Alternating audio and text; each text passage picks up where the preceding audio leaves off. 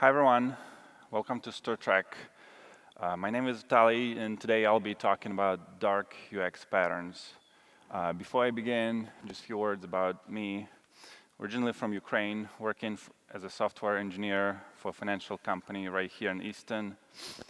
I have a 4-year-old daughter and a 9-day-old son, so if I fall asleep during this, please forgive me.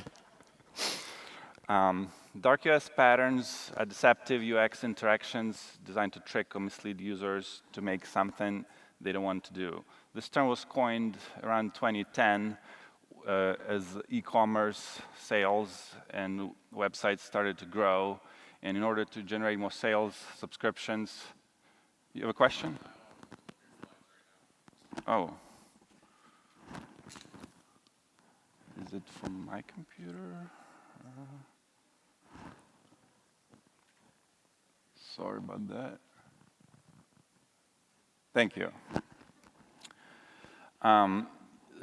Thank you for that. Yeah, so in order to generate more sales, subscriptions, and hit larger target, designers and engineers and product people started to create deceiving user interfaces to trick their users, to manipulate them in order to do some of the behaviors I'll talk about here. So let's look at a few examples first. Have you ever seen this type of pop-up when you land on the website? It says, congratulations, you are the visitor number 1,000,000, and then they ask you to provide your email or fill out a survey or disclose some more information about yourself. In reality, you're probably not the 1,000,000th user on the website, and just as a few minutes later, somebody else will get exactly the same pop-up on this website. Here's another one from Skype. When you try to update it, before you click continue, you notice that the 2 buttons here are pre-selected. It says make Bing my search engine and make MSN my homepage. You probably didn't even expect to see this, and you wouldn't want to set the Bing as your search engine, but they conveniently pre-selected it for you. So you'll have to uncheck them if you don't want to apply those settings. Here's an example from an Amazon. When you subscribe for Prime, they list prominently all the benefits, free shipping, Prime Video, discounts, 50% off Amazon Prime, big call to action, get started button, but very small, no thanks, I don't want to save $18.95 on the left. Here's another one. It says, are you sure you want to cancel the order? You will not be able to retrieve it later. And you have 2 choices, cancel and OK. And it says, if you click OK to cancel and click cancel to return to your order. So if I want to cancel, do I click cancel or do I click OK? You have to read this a few times to decide what's the right choice. Here's an example from a hotel booking website. It lists 2 hotels with a lot of data on the website. And if you notice, they highlight a few things. 6 people are looking at this at the moment.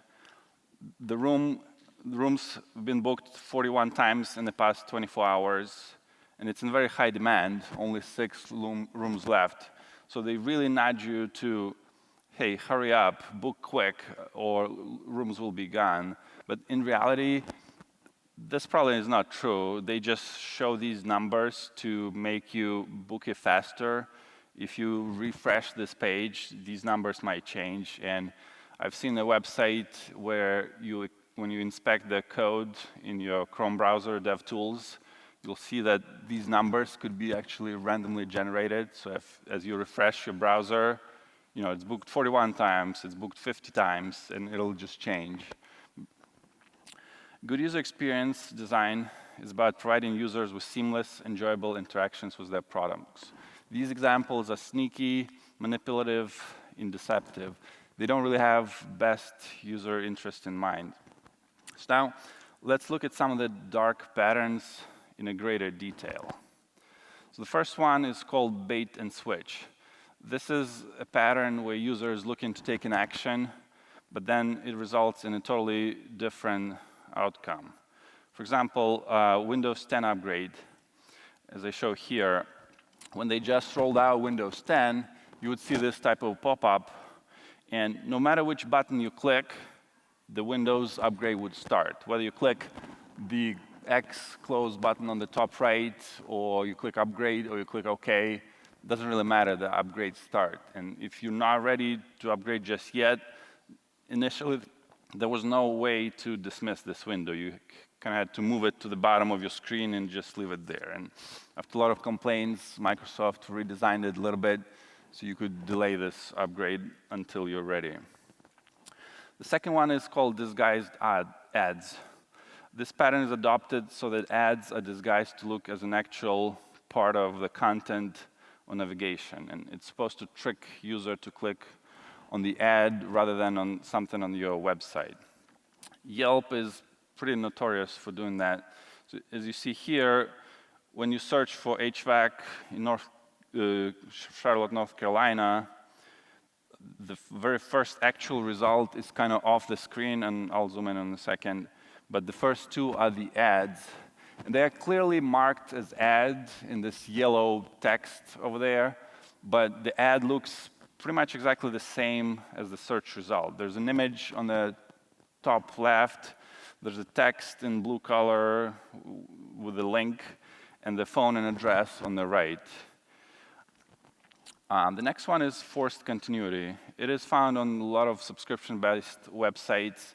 It's a dark pattern where it's very easy for user to sign up for a free trial, but then user has to enter the credit card details for convenience. But then when the trial ends, the credit card charges start occurring monthly, and user might forget that they have subscribed for something.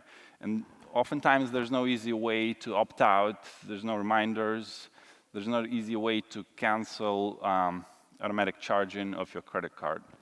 So example here is from this meal delivery website, Blue Apron, and on their page, how to cancel, they talk about, hey, if you want to cancel, please send us email to cancellations@blueapron.com, and then we'll email you the instructions how to complete the cancellation process. So there's, at least when I took the screenshot, there was no easy way to cancel on your own. They would send you email with the steps. That email probably wouldn't arrive immediately. You'd have to wait. Next one is friend spam. This is the dark pattern that occurs when the product asks for users' email or social media permissions under the pretense that, hey, we'll be able to reach out to your friends, find new friends, provide recommendations, and so on. But in reality, it will spam all your contacts, and they'll be just annoyed from that. An example of that is LinkedIn in early days when you create your account and provide your email. In one of the steps, they provide this convenient box where your email is already pre-populated, and all you have to click is continue. But what would happen, they will import your address book, let's say from your Gmail, and your contacts will start getting emails. If you don't want to do this, you have to click this tiny link on the bottom which says skip this step. But not all users will see that. The continue button is much more prominent on the website. So they were fined for this in 2015, and since then they stopped doing that. They learned a lesson. The next one is hidden cost. This happens when a user goes through multiple steps in a checkout process, and then when they get to the final page, they unexpectedly see some hidden charges, unexpected fees, delivery charges, resort charges, convenience fees, cleaning fees, and whatnot. They originally didn't expect those, and only until they got to the final step of the checkout, they discover them. Example here is a TurboTax. Even though it claims in multiple places on this website, hey, your return will be free. It's very simple, it's free. Click here to see why it's free.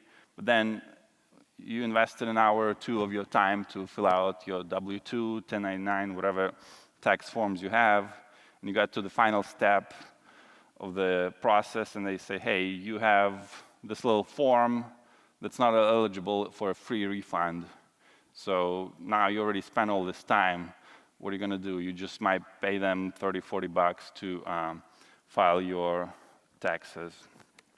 They were also fined for this, and as part of the settlement, not only they had to pay money, but they also had to clearly disclose of IRS existence of a free filing program on the multiple pages of TurboTax.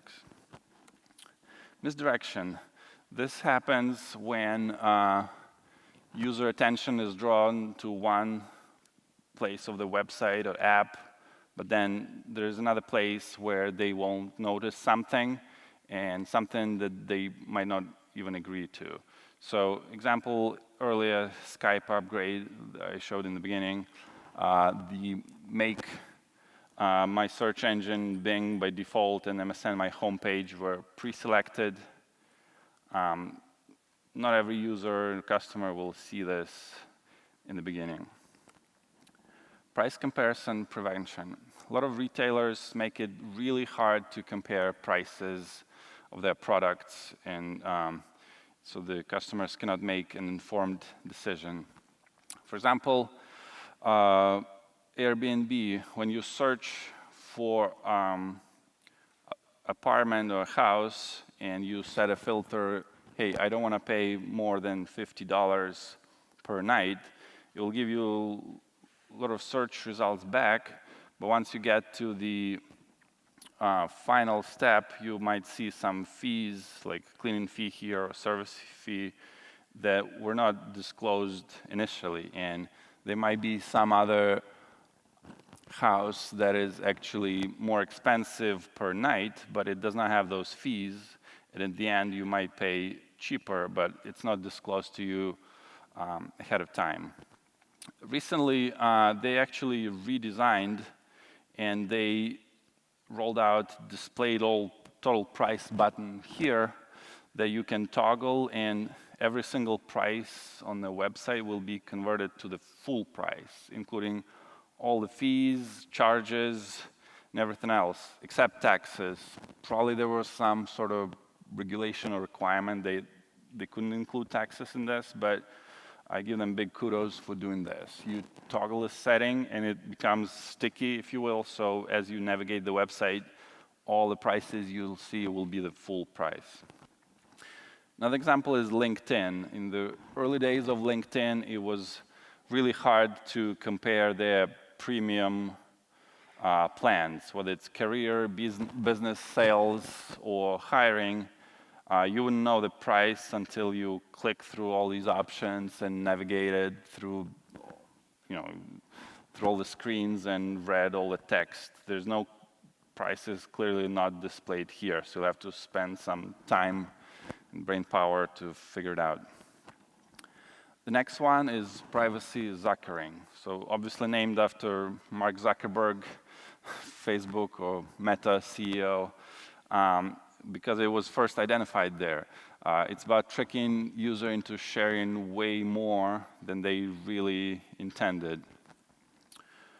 So here, when, and this is not the latest version of their status update window, but when the screenshot was taken, they are asking for way too much things here. Not only you can type, hey, what's on your mind, but they're asking you upload a photo or video, or pick a color of your post, or maybe share how you feel or what you do, or where you are, check in, or tag some of your friends. Hey, maybe you're sitting in a restaurant, provide us your location and picture, but who is with you? Tag them and add a sticker. So way too much. Maybe you didn't want to share all of this, but they clearly nudge you to do that. Another one is Roach Motel. This makes it very easy for a customer to get into a certain situation, but hard to get out of it. Oftentimes, it's used on subscription websites where they make very, very easy experience to sign up for it or enroll into a particular service. But then when you want to unsubscribe or cancel your plan, it's pretty hard. Sorry, Jamie, this is Verizon.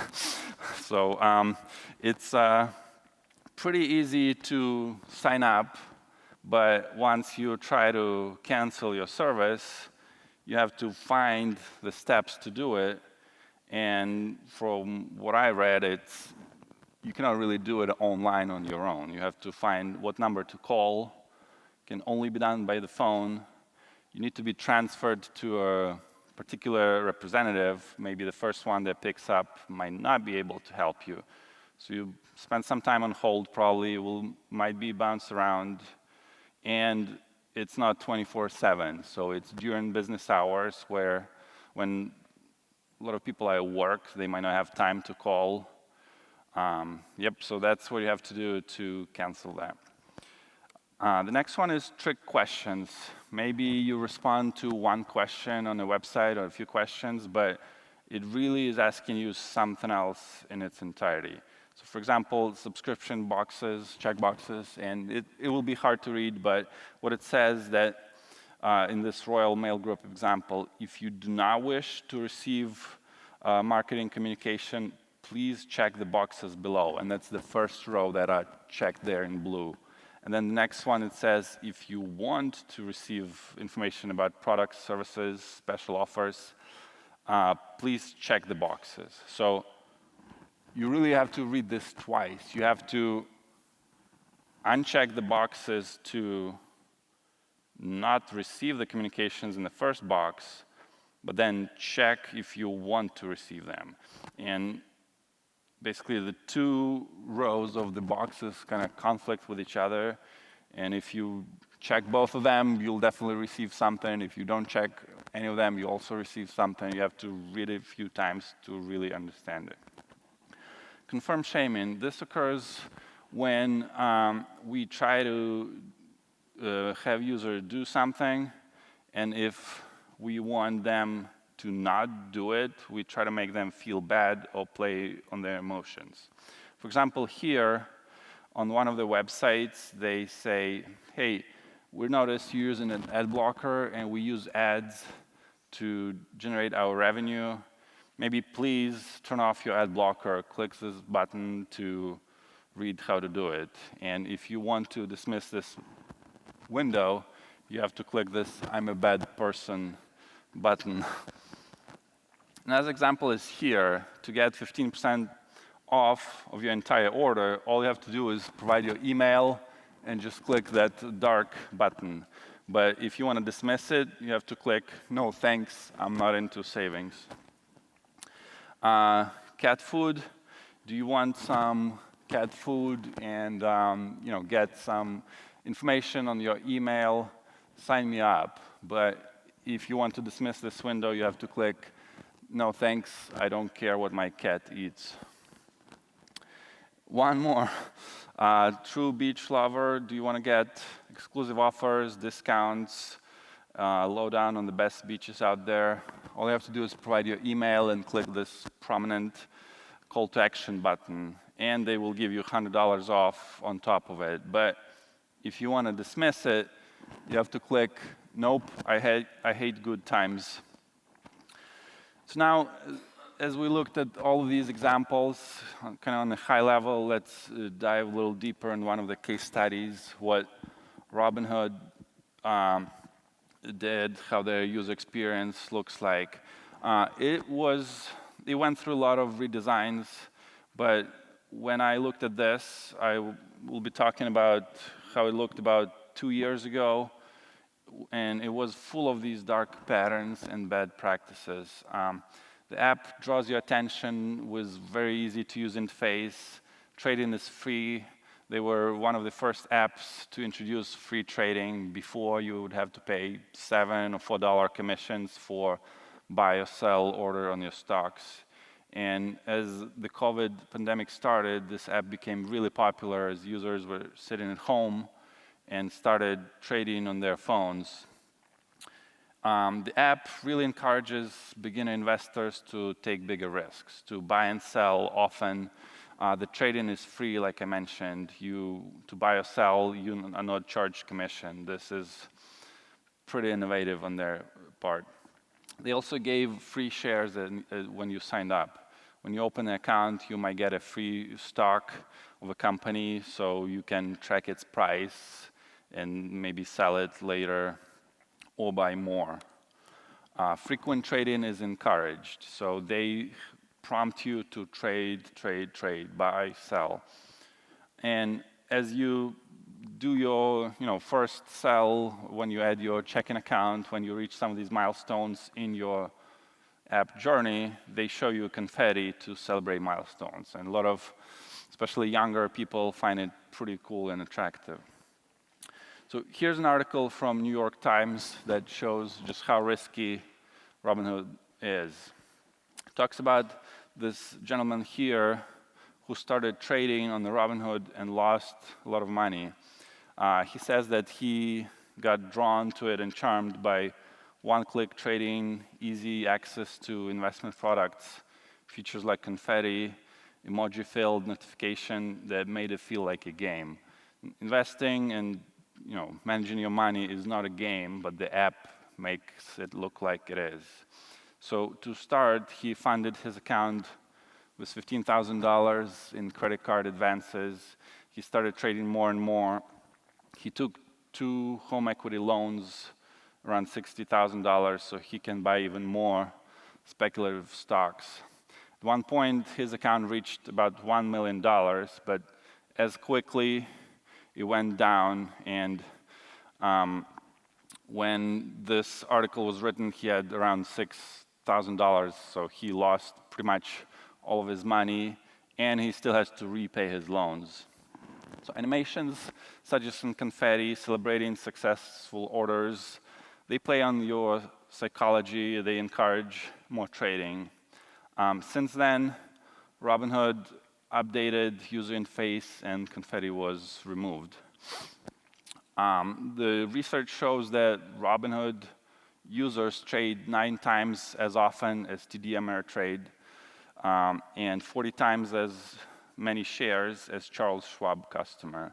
They also buy and sold 88 times as many risky options contracts as Schwab. And options are not stock. Previously, options trading was only accessible to more advanced investors, people who have really a lot of experience. You would have to have access to specialized tools to do it. But now, you can just do it from your phone, and anyone who has an account can do it. Here's a sad story about Alex Kearns, a 20-year-old student, University of Nebraska, who took up stock investing during the beginning of COVID pandemic. When the market started swinging as the pandemic hit, Alex started trading options, and it's very risky, like I mentioned before. He didn't understand what he was doing. At one point, he saw this screen in his app, and it might be hard to see, but the second row from the bottom says that he has negative $730 in his account. Alex didn't understand this, but actually the way the app works, this was an unsettled cash in his accounts because of the options trading. It might take a day or two for money to settle until the full balance was shown. But from the user interface, Alex did not understand it. And Robinhood explained that this screen was temporarily, and once the money settled, the correct amount would be shown. So since then, Robinhood updated a lot of things in their app. Obviously, they cannot do anything to bring Alex back, but they've done some things. Like I said, confetti were removed. They increased educational support on the app about options, trading, risk. They instituted more rigorous criteria for eligibility for options trading. Some say it's still not enough. that you can bypass some of this, but at least they make bigger attempt. They've added 24/7 in-app support. If you need any help, education, anything with the app, they are there to help you.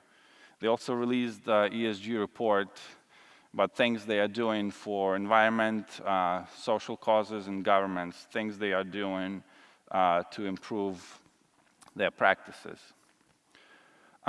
Recently, a lot of apps and websites started providing digital well-being and safety tools, things that make it easier for you to block other people, report inappropriate behavior, set information to private, a lot of more things to manage your screen time. During COVID, there was way more information about COVID, any misinformation, anything about election misinformation. They provided a lot more information to get you educated. A lot of applications started to send you reminders to take breaks. For example, TikTok is a pretty addictive app, and a lot of people, especially younger folks, they could spend hours on it. So if you've been on TikTok, as I was, after a period of time, I think it's around an hour, they show you a video saying, hey, you've been scrolling for too much, maybe time to take a break, go do something else, get a drink, get a break, get some food. They have pretty good screen in the settings section where you can manage your screen time. You can set, hey, after some period of time, take a break, and you can enable a restricted mode. They also provide this section here, which talks about, be informed. It talks about anti-bullying, about security, about digital well-being. It provides information for parents whose kids are on the TikTok. Provides also information for the children about anything that kind of makes them be safe on the platform. Another example is Android. They introduced digital well-being tools that allow you to unplug for the night, or to focus during the day, or to control your kid's phone. You can set a focus mode or bedtime mode. So for example, here, in the bedtime mode, when you set it, your screen will become this kind of grayscale look, and you can pick a time when this mode automatically starts and stops. So after 11 o'clock, you will stop getting all the notifications, pop-ups, buzzing, beeping. It'll become like a no disturb mode after, at 11 o'clock, let's say here. I use it every day. Focus mode is a mode that you would typically set during the day when you're at school or at work. Instead of always looking at your phone, any notification that you get, it will let you kind of pause some of the distracting apps and like YouTube messages, chats, emails, or whatnot. So for a period of time, you will not get these notifications. And they also provide you a dashboard where you can see how much time you've been spending in an app. For example, an hour on YouTube, half an hour on a Chrome, and so on. It can show you how many times you unlocked your phone, how many notifications you received, and so on. So now let's go back to some of the patterns and see how we can avoid them or respond to them. Here's some tactics you can use. Before you check out, double check that your shopping cart has all the items that you want and nothing extra. I didn't talk about this, but there's another pattern that's called sneak into the basket, where retailers can add a product to your shopping cart for your convenience. And it's used oftentimes on, especially when you have a new baby and you make the baby list. You buy 5 items, they conveniently add the 6th one, saying, hey, if you have that baby, you'll need that thing, and please, but you might not. Use junk email address for unimportant signups. So when you sign up for a newsletter or some subscription that's, I don't know, like news subscription or things like that, or even if you might go to a conference, you might not want to use your primary email. Create a second Gmail that you use for these purposes. And if a company, for some reason, sells this email or uses it for marketing purposes, at least it will not be your main email that you might be using for your banking, financial, or personal needs. Don't be shamed by an app or website's wording. It's just a website, it's an app, it's a computer program. Don't feel guilty about anything it tells you to do or not to do. It might try to hit your emotional buttons, but if you sometimes feel bad or sad, especially when you don't talk to other people on an app or website, just walk away, take a break. Don't feel guilty about your screen, in front of your screen. Just walk away and take a break. Share minimal information on social media. Really think before you hit that post button, do I really want to disclose all this information? I'm about to share this with the world. Is this the bare minimum I want to say? Don't overshare. So now use the restriction mode when you're at work or school. Set the do not disturb mode when you want to take a break. So now, some of the patterns I mentioned before, here are some of the things you can do. If you are a developer, product person, designer, somebody who builds tools, services, or products, make it easy for customers to unsubscribe. If you want to take a chance and keep them, maybe do it just once. Offer them an easy retention package, but that's it. If they still want to cancel, make it easy to do so. And allow it to do that right there on the web, if they're using the web. Don't make them call a phone number or send an email or fill out a form or fax or whatnot. Just if they're using your website or an app, make it easy to unsubscribe or stop their service there. Do not nag too much. Hidden cost. Show the total cost of the shopping cart at all times. Research shows that customers are perfectly willing to accept the fees if they are disclosed up front. But if you hit them towards the end, they won't like it and might even go away and abandon. Disguised ads. If you have to show the ads on your website, please make sure that they are clear. The user knows that this is the ad. If you trick them into clicking, they'll only be frustrated. Be transparent about information you need or want from your customers. Ask them for bare minimum that you need. If you think about it, if you were to be hacked and all the information that you ask from them would be disclosed to the public, do you really want everyone to know what information you had on your customers? Confirm shaming. Use clear and simple language. Don't try to be funny or snarky. It might seem funny to you, but it might offend some of the customers. Simple language as you've been unsubscribed would suffice. Make all your pricing transparent. Show all the benefits of various plans and services. If you hide the prices, your customers inevitably will be unhappy.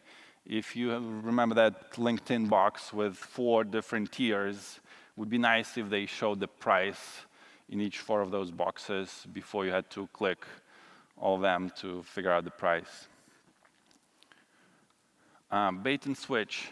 Just be honest about your product or service availability and features. Do not hide something up front to only reveal it later. If you think that user might be surprised by something, I think it's better to show it up front than them spending some time on your website and just to discover it later. Force continuity. Notify your customers that your trial have expired or about to expire. Don't automatically renew the service if the user did not agree to it. Maybe during sign-up process, have them select an option. Hey, I want to auto-renew, but don't make that a default setting. Research shows that customers will actually click that box if they want the convenience to auto-renew, but don't surprise them with a fee at the end of the trial. Now, a few more tips for developers in the room. If you get a requirement from someone that you think that might hurt your customer, please do your best to push back. Maybe offer an alternative solution. Maybe talk about that, hey, what you're asking me fits one of these dark patterns.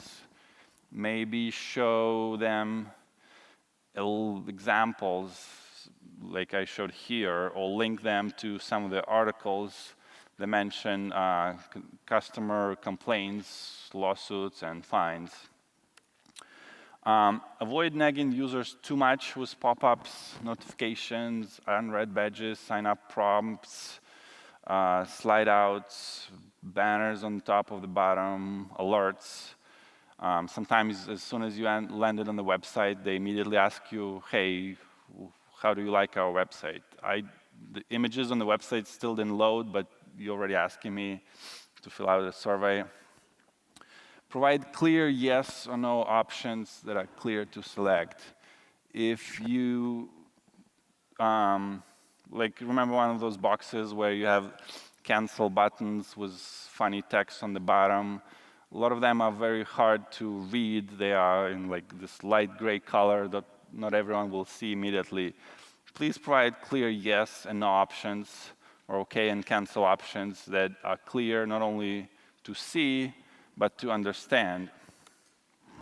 And then take inspiration from the designs from some of the best companies out there, things they've done. Even at Airbnb, you had some of the bad practices initially, but their recent redesign really improved the experience. They show the full cost up front. I think it's pretty cool. So now, for designers, ask some of these questions. Does this design have customers' best interest in mind?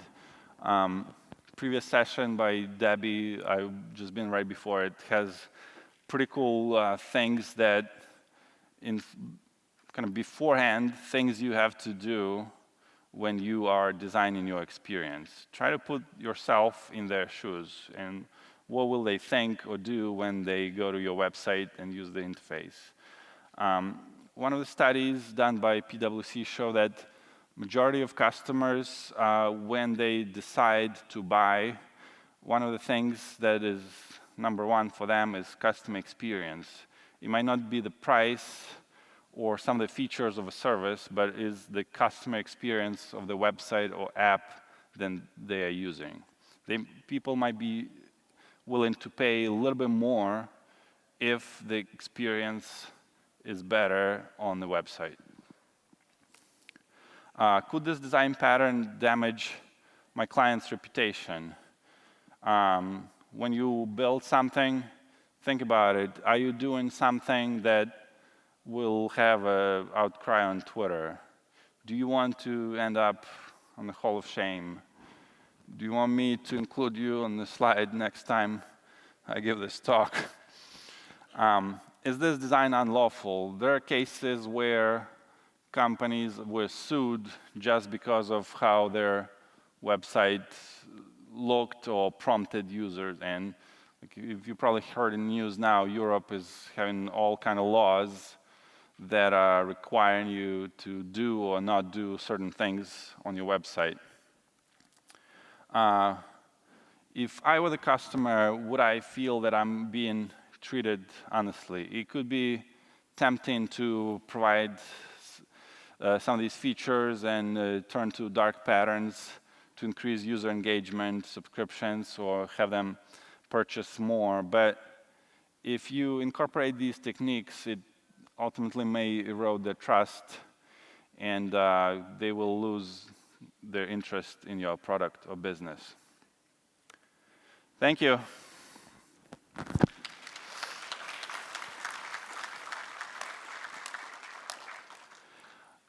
Copy of the slides are available at this URL, bit.ly/darkUXpatterns. If you want to reach out, I'm on LinkedIn and Twitter, and I'll be here all day. Thank you very much again.